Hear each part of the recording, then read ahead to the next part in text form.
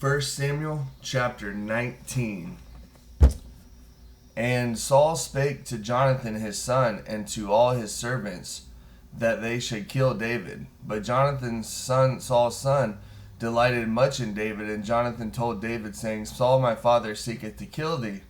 Now therefore I pray thee, take heed to thyself until the morning, and abide in a secret place, and hide thyself.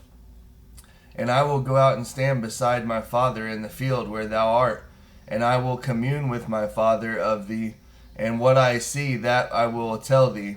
And Jonathan spake good of David unto Saul his father, and said unto him, Let not the king sin against his servants, against David, because he hath not sinned against thee, and because his works have been to thee word very great.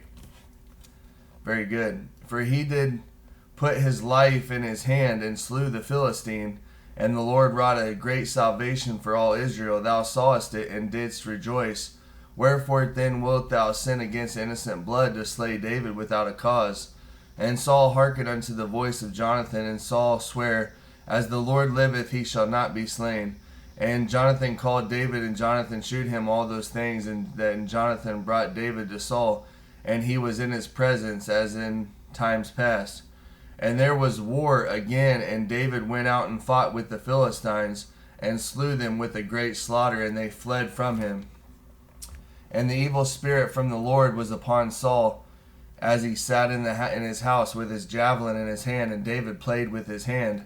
And Saul sought to smite David even to the wall with the javelin, but he slipped away out of Saul's presence, and he smote the javelin into the wall, and David fled and escaped that night. Saul also sent messengers unto David's house to watch him and to slay him in the morning.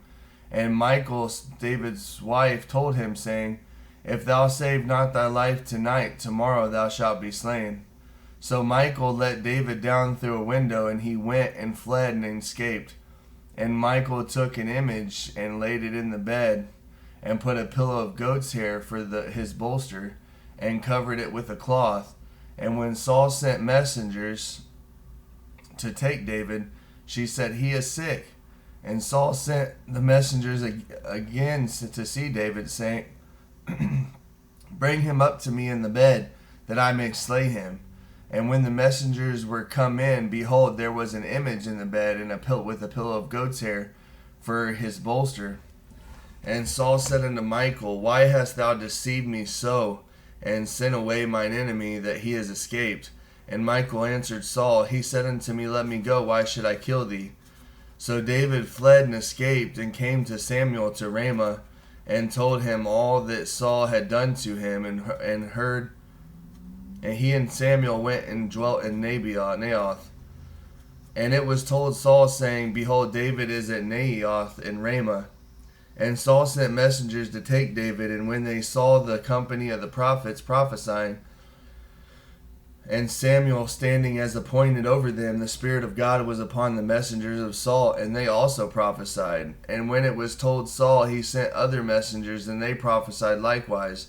And Saul sent messengers again the third time, and they prophesied also. Then went he also to Ramah, and came to a great well that is in Seku. And he asked and said, Where are Samuel and David? And one said, Behold, they be at Naioth and Ramah. And he went thither to Naioth and Ramah, and the Spirit of God was upon him also. And he went on and prophesied until he came to Naioth and Ramah. And he stripped off his clothes also, and prophesied before Samuel in like manner, and lay down naked all that day and all that night. Wherefore they say, Is Saul also among the prophets?